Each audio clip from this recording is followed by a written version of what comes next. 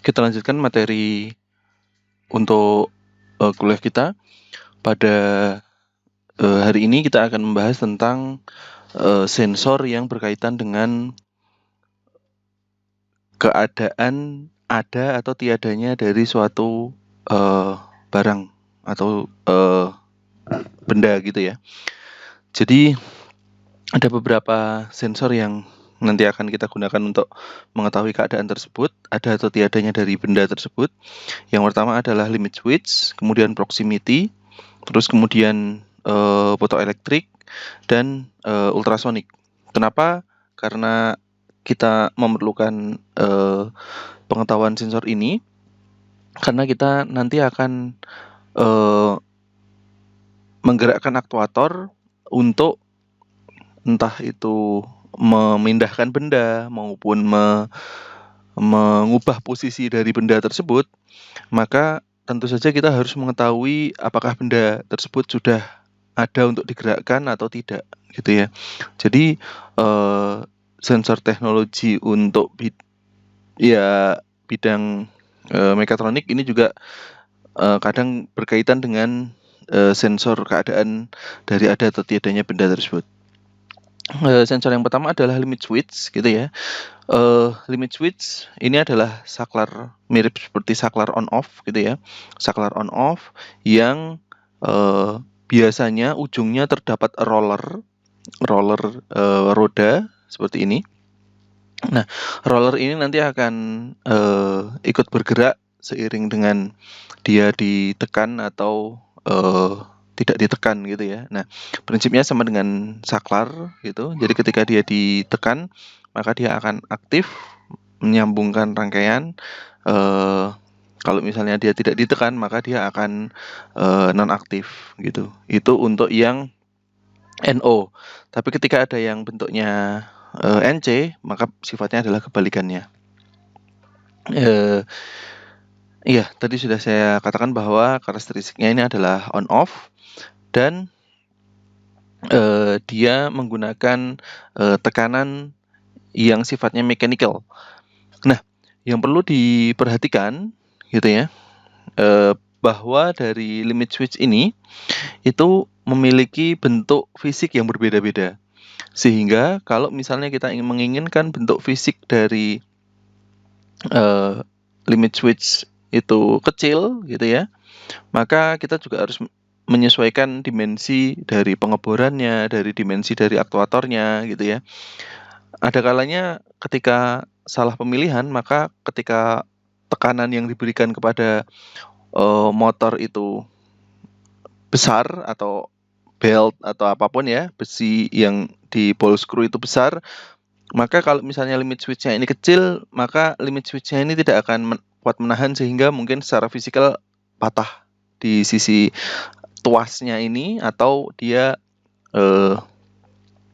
ya tidak kuat menahan gitu, terjadi kerusakan gitu. Sehingga perlu diperhatikan juga ukuran dari limit switch ini sesuai dengan kebutuhannya. Ini tadi prinsip NO dan NC-nya gitu ya. Nah, apakah mungkin prinsip dari limit switch ini dia ada kondisi setengah ya. Jadi kalau mungkin kemarin kita belajar jenis-jenis saklar, ada yang SPDT gitu ya, SPDT single pole double throw. Itu ada juga yang sifatnya bentuknya seperti itu. Jadi keluarannya 3 gitu ya, input 1, output 2 gitu ya. Jadi input 1, output 2, jadi konektornya ada 3 maksudnya gitu.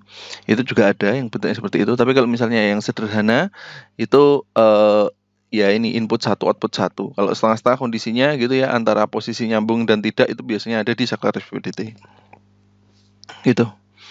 Terus tadi yang saya katakan bahwa single pole ya tadi SPST ya, satu masukan satu keluaran, single pole single throw. Ada juga yang multiple pole, artinya dia single pole double throw.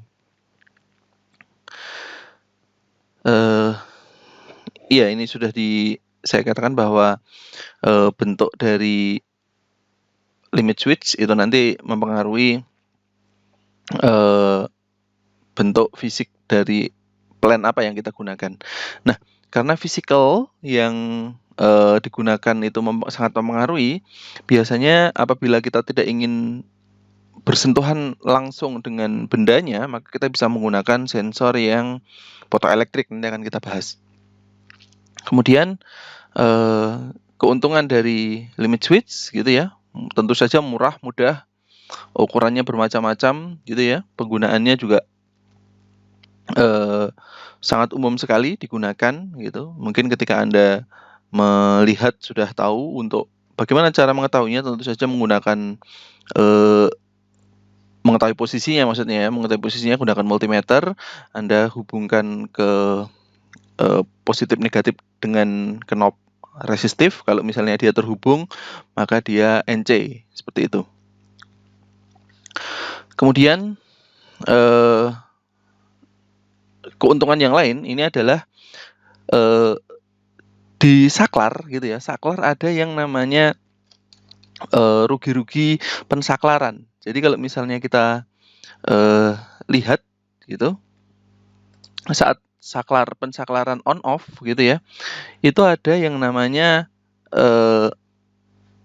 posisi ketika dia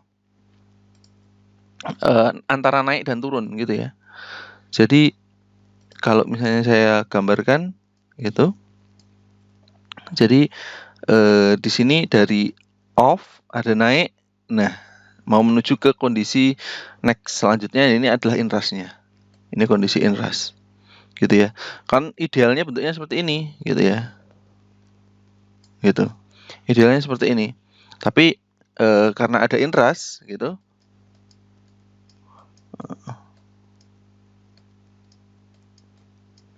itu inrush, maka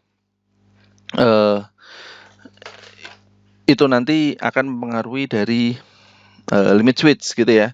Nah, kalau misalnya menggunakan limit switch itu biasanya tidak begitu berpengaruh. Tapi kalau misalnya menggunakan fotoelektrik gitu, itu bisa dianggap sebagai sinyal. Tapi kalau menggunakan limit switch itu tidak begitu pengaruh. Oke. Sensor yang selanjutnya yaitu adalah proximity. Proximity ini digunakan mendeteksi untuk ada atau tidak adanya suatu benda gitu ya. Nah, ini berbeda dengan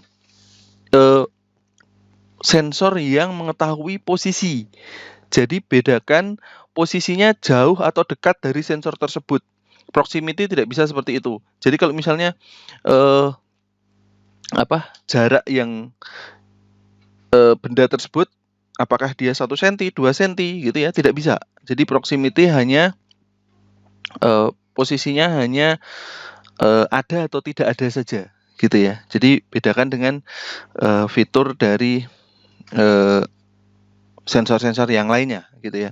Sensor yang bisa seperti itu ya, Doppler sensor, ultrasonic sensor, itu bisa mengetahui jarak dari posisi benda tersebut ada berapa senti atau berapa meter dari sensornya. Tapi kalau proximity tidak bisa.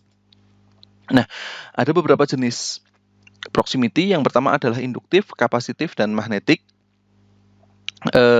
Proximity ini gitu ya, proximity ini dia digunakan apabila kita tidak ingin menyentuhkan langsung gitu ya, menyentuhkan langsung benda kepada sensor gitu. Nah, jadi dia hanya mendeteksi ada atau tidak adanya benda tersebut. Nah, terus nanti dari situ akan dideteksi oleh sensor yang apa yang akan kita deteksi gitu ya, tergantung dari proximity yang kita gunakan. Yang pertama adalah proximity induktif. Ini adalah contoh sensor yang menggunakan lilitan gitu ya. Nanti akan dibahas di belakang, bentuknya lilitan. Nah, dia akan mendeteksi apakah ada metal pada benda tersebut gitu ya. Jadi kalau bendanya metal gitu ya, casingnya metal, dia bisa mendeteksi. Tapi kalau dia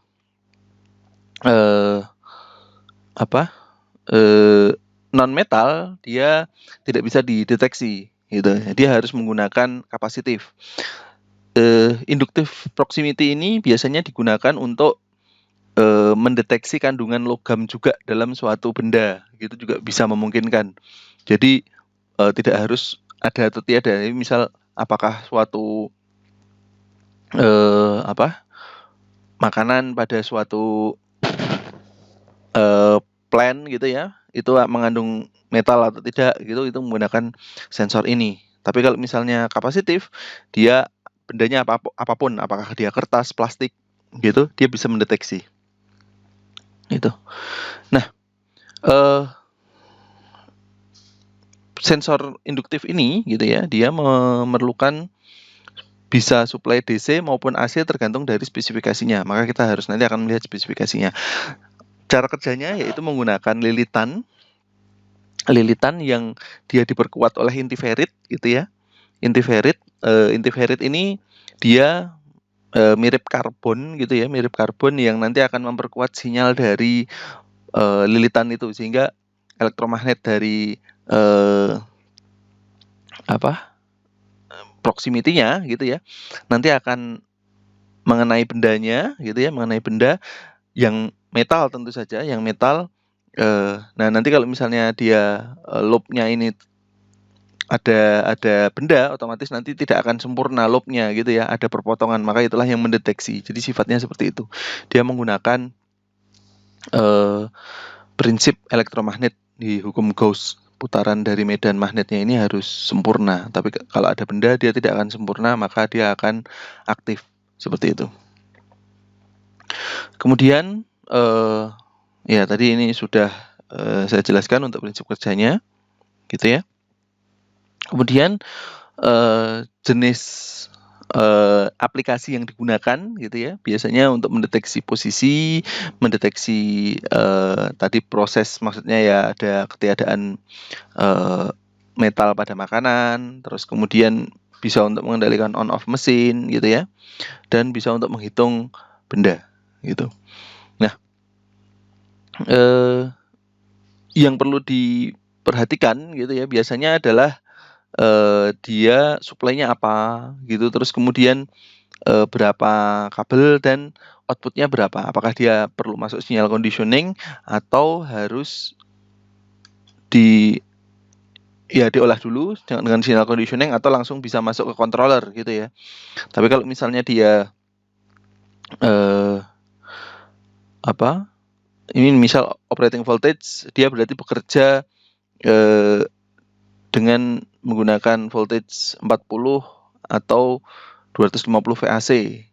Dia juga bisa menggunakan 20 sampai 250 VDC. Nah, kalau yang 3 kabel dia menggunakan 6 sampai 48 VDC. Gitu. Kalau seperti ini berarti ini adalah kerjanya menggunakan apa? Terus kemudian outputnya gitu ya. Output yang dikeluarkan gitu. Ini belum ketahuan ya di sini apakah dia outputnya arus atau tegangan gitu ya. Nah, nanti harus kita coba menggunakan pengukuran kalau misalnya dia ada atau tidak, apanya yang berubah, apakah tegangannya atau arusnya yang berubah gitu. Nah, nanti kalau misalnya baru ketahuan di sini arusnya misal yang berubah ya, pada saat suhu ruang 25 derajat Celcius arusnya yang berubah, maka tentu saja ini harus diolah menggunakan rangkaian penguat arus gitu. Tapi kalau misalnya tegangan yang berubah, Anda bisa langsung bisa gunakan rangkaian pembagi tegangan maupun penguat untuk tegangannya. Tapi kalau misalnya dia sudah 20 volt gitu ya, biasanya dia sudah sangat cukup untuk dimasukkan ke controller. Nah, kemudian untuk kapasitif gitu ya, kapasitif proximity itu digunakan untuk mendeteksi benda-benda non logam gitu ya. Logam pun bisa gitu. Nah, pokoknya asal ada benda dia mendeteksi gitu kan. Nah, prinsipnya menggunakan prinsip kapasitif. Jadi ada 2 buah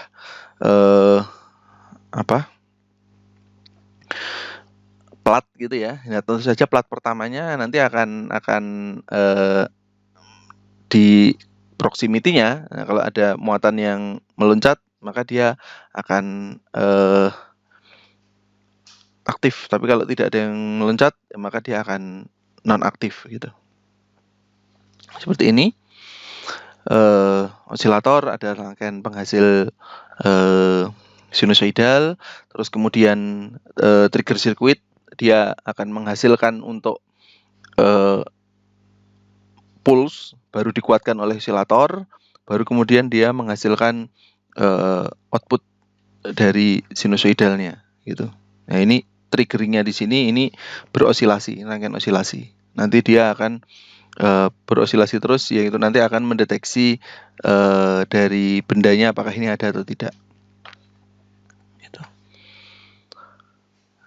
Oke. Terus ya tadi sudah dikatakan bahwa dia bisa mendeteksi non metal, terus juga bisa mendeteksi metal gitu ya. Oke. Di sini kita bisa mendeteksi liquid level, maksudnya liquid level hanya kondisi on off ya. Jadi dia bukan levelnya dari misal 0%, 10%, 5% seperti itu, tapi hanya on off saja. Apakah dia ada atau tidak liquidnya gitu. Kemudian jenis selanjutnya yaitu adalah magnetic proximity. Dia menggunakan sama rangkaian osilator, terus kemudian triggering, terus kemudian dikuatkan dari bentuk benda magnet gitu ya. Dia khusus melihat benda magnet gitu. Ya, jika Anda bisa lihat di sini, jika magnet bergerak ada gitu ya, magnetnya ada, maka osilatornya akan aktif gitu. Oke, selanjutnya yaitu adalah sensor fotoelektrik. Sensor fotoelektrik di sini sebetulnya ada banyak sekali ya, ada beberapa sensor, tapi yang kita maksud di sini adalah yang sifatnya menggunakan cahaya gitu ya. Salah satunya yang mungkin yang paling gampang ya infrared ya, Anda sering pakai gitu ya. Itu terdiri dari penghasil sinyalnya inframerah ya, dan penangkapnya adalah fotodioda sama fototransistor. Nah, penangkap dan penerima itu gitu ya, kita sebut dia adalah photoelectric sensor. Jadi infrared pengirim, fototransistor dan fotodioda adalah penerima, itulah yang nanti kita sebut dia photoelektrik. Oke, selanjutnya adalah infrared sensor. Ini bisa aktif atau pasif gitu ya. Kalau aktif berarti dia mengirimkan datanya gitu. Kalau dia pasif berarti dia menerima dan tidak perlu penguatan. Nah, jadi keuntungannya gitu ya. Keuntungannya yang pertama tentu saja adalah kita tidak perlu mengetahui apakah bendanya itu logam, non logam gitu ya. Dia akan selalu mendeteksi kalau misalnya bendanya itu benda gelap, benda yang tidak tembus cahaya. Nah, jaraknya juga bisa lebih jauh daripada fototransistor, daripada proximity induktif maupun proximity kapasitif. Dia jaraknya lebih jauh untuk photoelectric sensor ini gitu. Terus beberapa cara untuk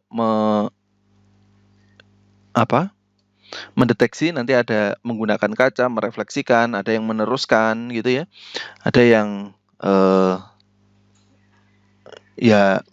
menggabungkan, nanti di belakang ada slide-nya. Nah, biasanya yang cahaya yang digunakan adalah bisa cahaya mirip laser gitu ya, laser ada warnanya red, green, yellow, atau dia infrared gitu. Infrared biasanya digunakan karena jaraknya yang cukup jauh gitu ya. Tapi ada juga yang menggunakan visible color apabila dia memang diperlukan kondisi misal ya yang berkabut seperti itu biasanya yang infrared kurang bisa menembus. Tapi kalau misalnya yang cahaya tampak gitu ya, dia bisa menembus. Ya, ini penjelasan untuk kapan kita menggunakan cahaya dan infrared gitu. Ini adalah contoh dari photoelectric sensor gitu ya, infrared sensor gitu. Anda bisa lihat bahwa dia dilindungi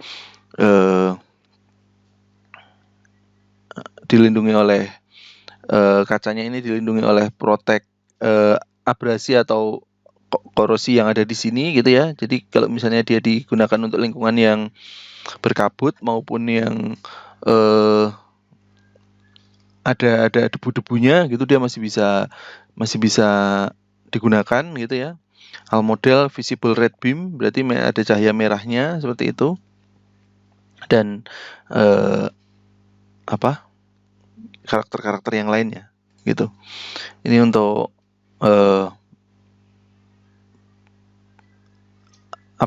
jadi jenis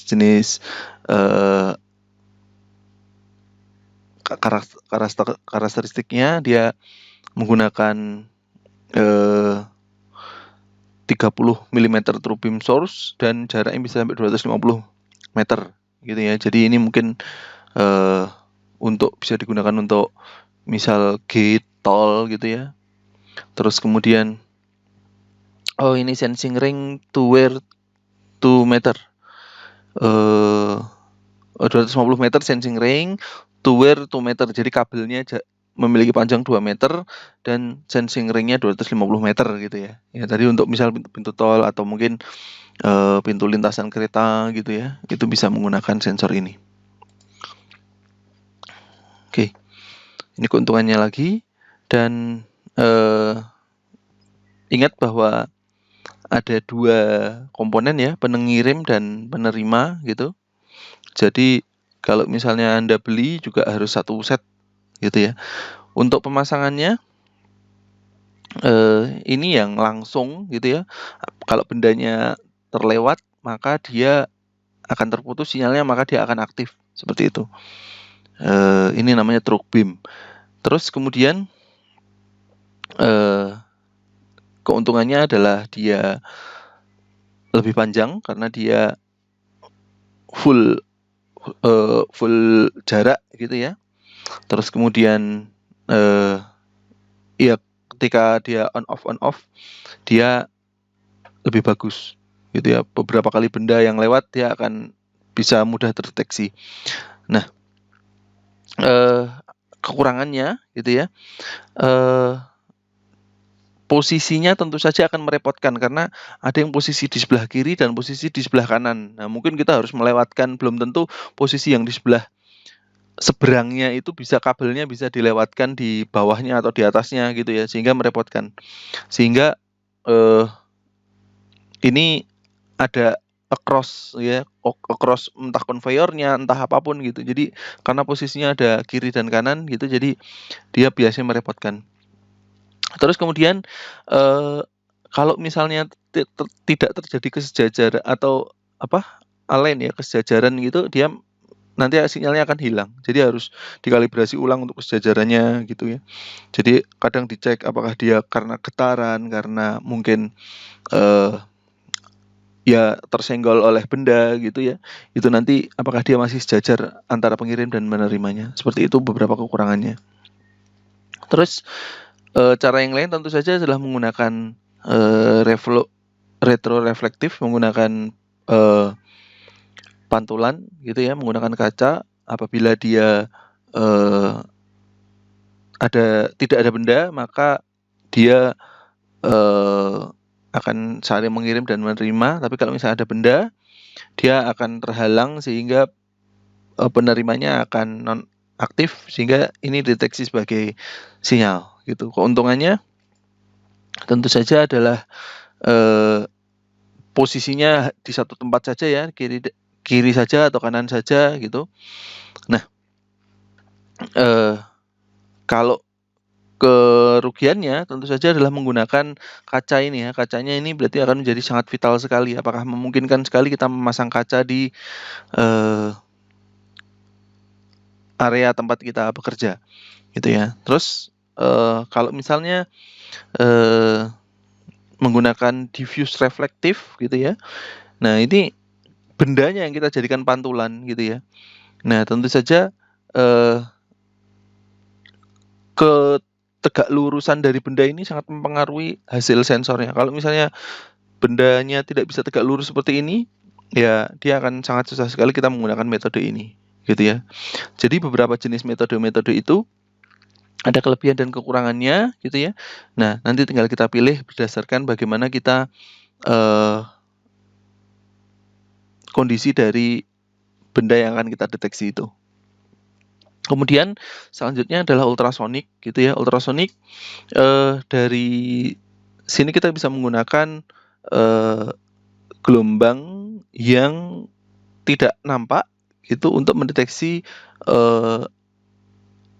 baik posisinya maupun keberadaannya, gitu ya. Itu bisa dideteksi menggunakan ultrasonik. Di sini ultrasonik biasanya dia pengirim dan penerimanya ada di satu tempat, gitu ya, karena menjadi satu set gitu sudah sangat jarang sekali kalau misalnya pengirim dan penerimanya berseberangan.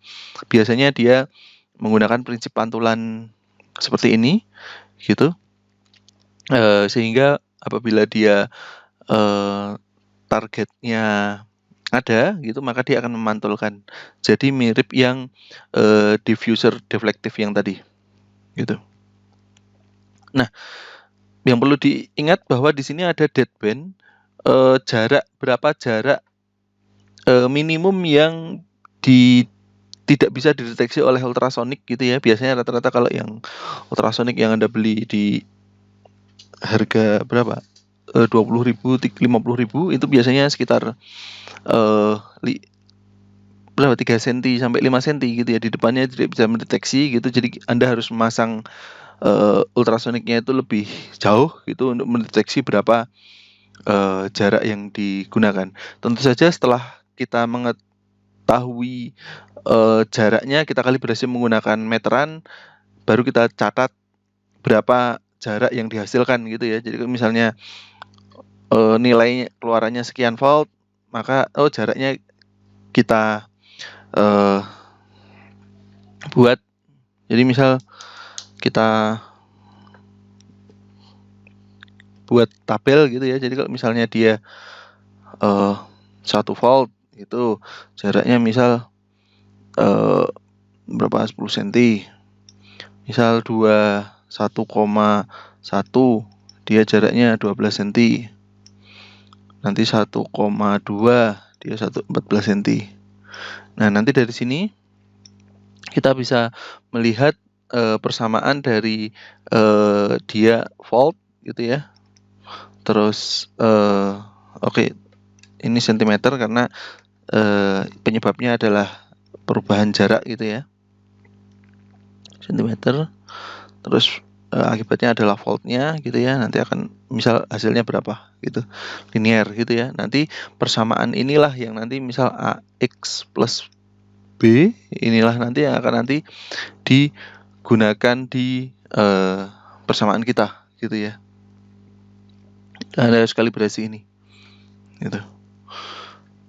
Nah, ini ada ternyata.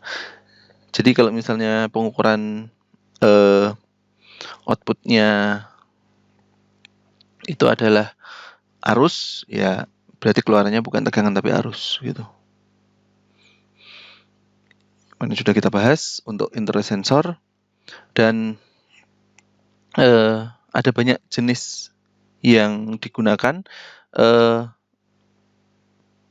Ada beberapa catatan kalau misalnya dia ditulis di situ tidak sensitif terhadap kekentalan, kepadatan maupun penghantar, maka ya dia bisa kita cari jenis yang lainnya. Berarti kalau misalnya kita pengen mendeteksi yang kentalannya tinggi, ya kita cari yang viskositasnya tinggi, gitu, tergantung dari kebutuhannya. Tapi kalau yang general biasanya dia mendeteksi semuanya, yang umum gitu ya, yang 20.000, 50.000 itu mendeteksi semuanya, air bisa, benda bisa gitu. Tapi kalau misalnya pengukurannya biasa, ya kita harus memilih sesuai dengan kebutuhan kita. Ini karakteristik ultrasoniknya itu. Dan bagaimana cara kita memilih sensor gitu ya, nanti akan kita berikan untuk tugas gitu. Anda bisa mengerjakan tugas dari sini, ada 4 poin gitu ya, 4 poin di sini. Jadi nanti mungkin kalau Anda ada 24 orang, maka 6 orang ya, absen 1 sampai 6, poin 1 Anda kerjakan. Terus kemudian absen 7 sampai 12, poin 2, absen 13 sampai 18, poin 3, dan absen selanjutnya yang terakhir poin 4 gitu ya. Apa yang Anda lakukan yaitu adalah Anda mempelajari fungsi alat ini gitu ya. Fungsi alat ini, terus kemudian melihat standar yang digunakan. Terus kemudian kira-kira kalau misalnya mau diotomasi gitu ya, itu harus menggunakan sensor apa. Nah, bagaimana cara merancang alat uji seperti halnya yang ada di sini gitu ya, alat uji seperti halnya di sini. Yang pertama tentu saja kita harus melihat standar gitu ya. Nah, ini ada contoh bagaimana berbagai macam standar yang digunakan gitu. Nah, standar ada banyak sekali. Mungkin kalau di Indonesia ada SNI ya, Standar Nasional Indonesia. Terus kemudian mungkin di kelistrikan ada SPLN, standar PLN. Terus kemudian ada ya standar-standar untuk konstruksi gitu ya, ada dikeluarkan oleh BNSP gitu, ada. Nah, tapi ada juga yang standar yang internasional gitu ya, ITUT untuk telekomunikasi, dan ada untuk misal pompa di sini untuk API 682, API American Petroleum Institute gitu ya. Standar-standarnya harus kita terjemahkan dulu, harus kita terjemahkan. Nah, misal kita ingin membuat alat uji dari seal mekanik. Seal mekanik ini adalah ya bentuk pompa gitu ya. Pompa itu nanti akan ada bagian yang berputar gitu ya, untuk menghisap maupun menyemburkan fluida air gitu ya. Ada yang bagian yang diam. Nah, bagian yang diam, pipa gitu ya, itu nanti akan kena dengan bagian yang bergerak. Nah, bagian yang bergerak atau kipas atau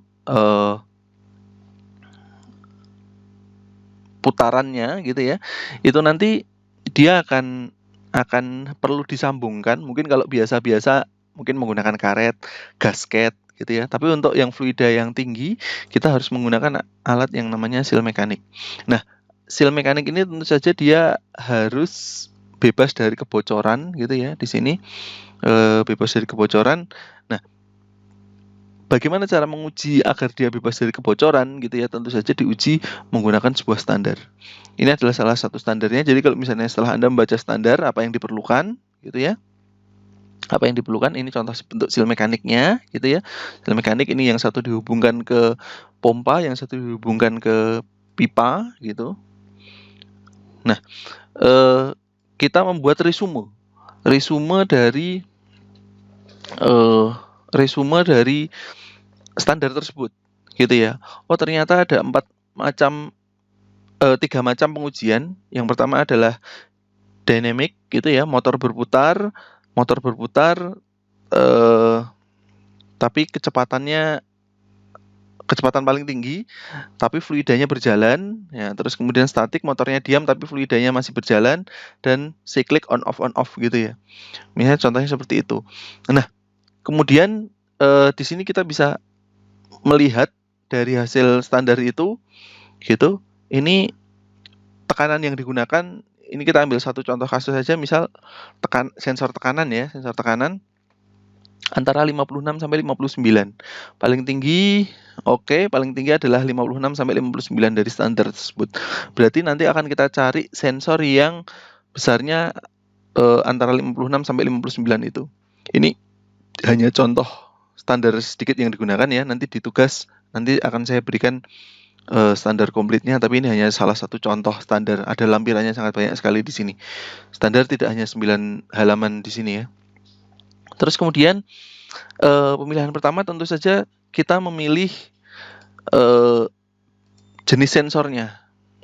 Apa jenis sensornya?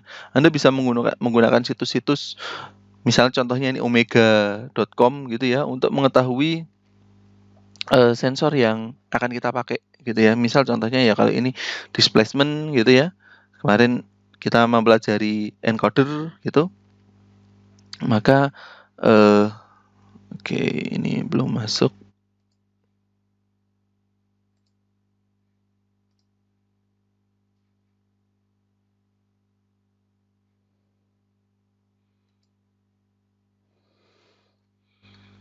Oh, ini sudah ya. Jadi jenis-jenis encoder yang digunakan gitu ya. Kalau misalnya kita mau pakai pressure gitu ya. Pressure, nah ini pressure and strain. Kita pakai pressure gauge. Nah, karena kita pakai pressure transducer, berarti nanti kita akan gunakan sensor tekanan yang ada berbagai macam, banyak bisa kita pilih yang ada di sini. Baru nanti kita kemudian melihat full specification ya. Nah, tentu saja saat pemilihan ini gitu ya, kita akan melihat yang pertama physical ya. Portnya pakai apa? Dia pakai ukuran NPT, berarti standar pipa-nya pakai NPT 1/4 inch. Berarti kalau pipa kan biasanya setengah sama 3/4 ya. Berarti nanti kita harus ada converter untuk dari setengah ke 1/4 inch gitu ya. Ukuran pipa pralon itu ada setengah sama 3/4. Berarti kita nanti harus gunakan converter yang 1/4. Tapi kalau misalnya Anda kesulitan, ya kita harus cari lagi jenis sensornya yang memang ada di Indonesia gitu ya. Kalau ini ada di Singapura untuk tokonya gitu. Nah, ada juga yang mungkin sensor-sensor yang biasa gitu ya, sensor-sensor yang pressure transmitter 5 volt tekanan. Nah, ini berarti outputnya sudah 5 volt gitu, berarti dia langsung bisa masuk ke controller gitu. Power supply-nya 5 volt DC. Nah, apa perbedaan antara sensor yang tadi antara 100.000 watt dan sensor yang bagus, yang mahal sekali sekitar $1.000 gitu ya? Bedanya adalah di akurasinya. Jadi ini contoh tadi sensor yang harganya 160.000, Anda bisa beli di Tokopedia. Itu total error band-nya Anda bisa lihat di sini, ini sampai 1,5%. 1,5% gitu ya. Antara untuk suhu fluida yang digunakannya itu 0 derajat sampai 100 derajat. Gitu. Nah, dia masuk secara PSI, dia masuk. Kita tadi maksimal berapa? 60 PSI ya. Nah, pressure range untuk P5000 yang 100 ini sudah tipe yang 100 ya. Ini sudah bisa masuk karena bisa sampai 1500. Luar biasa sekali ini ringnya dari 0 sampai 1500. Nah, biasanya kalau kita juga harus curiga kalau misalnya ringnya terlalu besar seperti ini, tentu saja nanti errornya juga besar. Jadi sensor murah seperti ini 100 ribuan itu biasanya yang pertama adalah dia secara datasheet saja yang tertulis dia mengklaim 1,5% dari nilai yang sebenarnya apabila suhunya fluida yang digunakannya itu adalah 0 sampai 100. Kalau air mendidih, air panas, dia menggaransi 3% gitu ya. Nah, tapi kalau misalnya dia lebih dari itu ya nggak tahu gitu kan. Padahal parameter yang kita pakai tadi hampir suhunya 82,5 derajat Celcius. Jadi hampir mendekati 100 derajat gitu ya. Makanya ini Mungkin kalau fluida biasa suhu ruang 25 derajat mungkin kita bisa pakai ini, tapi kalau suhu tinggi, nah itu akurasi. Nah, tipe yang mahal gitu ya, tadi 4200 yang ada di situs ini tadi. Ini tipe 4200. Nah, tipe ini punya datasheet yang ada di sini. Jadi dia memiliki karakteristik akurasinya 0,25. Anda bandingkan tadi sampai 1,5 ya. Di sini dia menjamin akurasinya errornya plus minus 0,25%, full scale, termasuk linearity sama hysteresisnya. Antara kenaikan tinggi dan rendahnya dia jamin hanya 0,25%. Berarti sangat tinggi sekali gitu ya errornya. Nah, yang kita pakai di sini adalah yang 100 GI gitu ya. Ini physicalnya. Ini 100 GI, ini fotonya mungkin karena dari samping gitu ya. Dari samping baru kelihatan 100 GI-nya saja, tapi tipenya ini PX 4200 100 GI karena kita pakai dia sampai PSI-nya 0 sampai 100 PSI. Tidak terlalu lebar dibandingkan dengan yang 1500 tadi. Cukup pakai yang ada di sini. Nah, untuk temperatur yang lain ya kita bisa lihat bahwa bisa air panas enggak gitu ya. Bisa air panas enggak? Nah, tentu saja kita harus cek bagaimana suhu yang digunakan.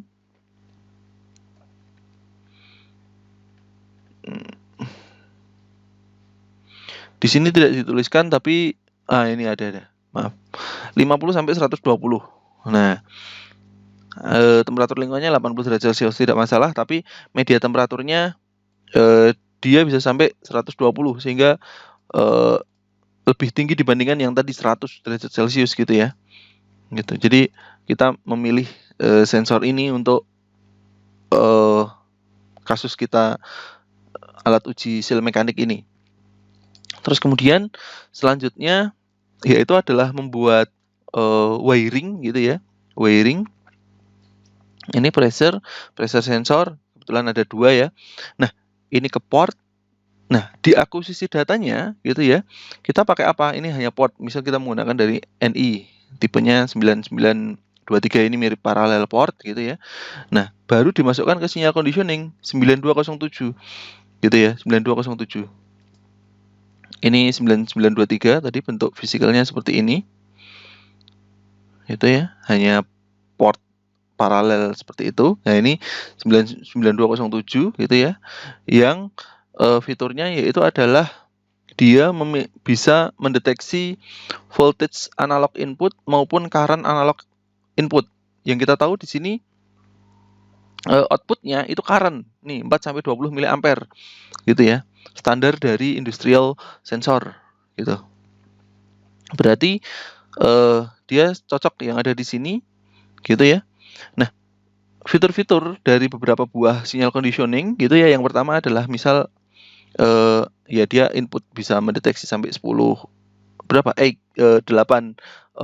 input tegangan, 8 input arus, dia bisa mendeteksi plus minus sampai 21,5 mA paling tinggi, 10 volt paling tinggi. Kalau misalnya dia sensor yang lain 10 volt, dia bisa deteksi gitu ya. Dia ini keluarannya arus, berarti ini sudah cukup. Terus di sini dia punya rejection 50 sampai 60 Hz rejection. Artinya dia bisa mereject frekuensi listrik ya. Jadi murni data di sini. Karena kalau di sini masih kecampur dengan frekuensi listrik, maka dia akan mengganggu kualitas datanya, tapi dia punya rangkaian yang mereject frekuensi listrik baik 50 Hz maupun 60 Hz, dia bisa reject. Nah, bisa juga dia high speed mode sampai 500 sampel per detik gitu ya. Operatingnya ya minus 40 terus sampai 70 dia mampu 24 bit resolution untuk ADC-nya, DAC-nya gitu ya, ADC ya, dan ya ditunjukkan oleh yang ada di situ. Nah, ini tadi karakteristiknya. Nah, maka kita gunakan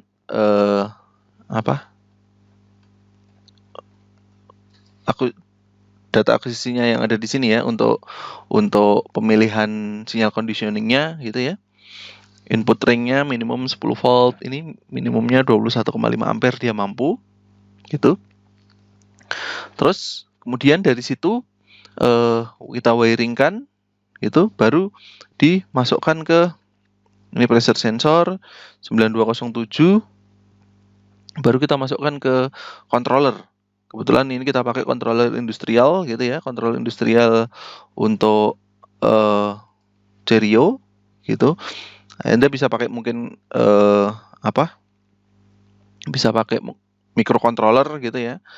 Untuk contoh controller industrial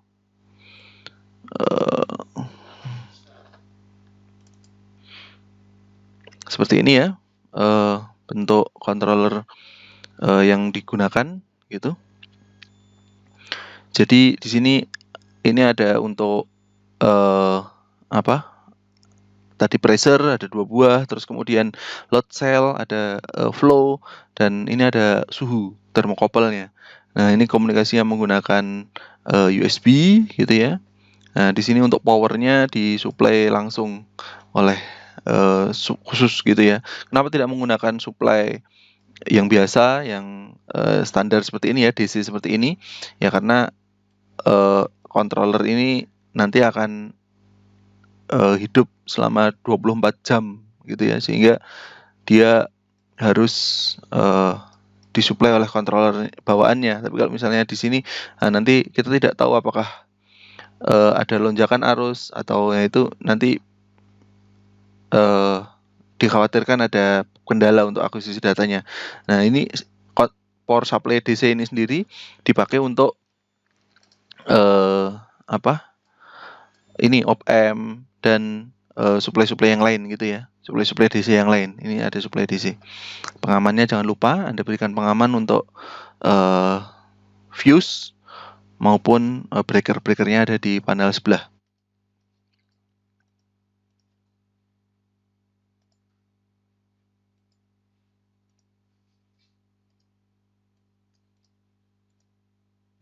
Ini untuk panel kendali putaran motornya, W delta gitu ya. Nah, di sini gitu ya, setelah mengetahui standarnya yang ada di sini, berarti nanti kita akan juga melakukan pemesanan gitu ya, pemesanan barang biasanya kita meminta quotation kepada vendor untuk ya memesan kira-kira harganya berapa, nanti akan apakah sesuai atau tidak gitu ya. Nanti akan didatangkan termasuk pajak sampai ekspor impor gitu ya. Nanti akan diberikan oleh vendor gitu. Setelah itu, selesai pemesanan baru kita uji gitu ya, kita uji. Pengujiannya bisa menggunakan pengujian skala lab dulu gitu ya, tadi sudah ditunjukkan pengujian skala lab gitu ya, pengujian skala lab seperti ini. Baru kemudian kalau kita sudah mendapatkan parameternya, kita sudah buat semuanya, baru nanti kita lakukan pembuatan fisikalnya. Ini contoh pembuatan alat ujinya gitu ya, alat ujinya kita buat, baru kemudian nanti setelah selesai kita buat diagramnya gitu ya, kita buat diagramnya, kita buat programnya untuk akuisisi datanya gitu ya, untuk akuisisi datanya kita buat programnya, baru kemudian nanti ya jadi dia udah otomatis on off selama berulang gitu ya, cyclic ini 120 jam. 120 jam, 4 jam on off 1 menit gitu ya. Dari suhu 82, 1 menit kemudian berubah menjadi 20 derajat. Lalu kemudian dia naik lagi 1 menit kemudian dia naik lagi menjadi 82 derajat gitu. Tapi dia akan menyala selama 120 jam. 120 jam itu berarti mungkin sekitar 5 hari ya. 5 hari non-stop. Itu harus, alat uji ini harus menyala seperti itu.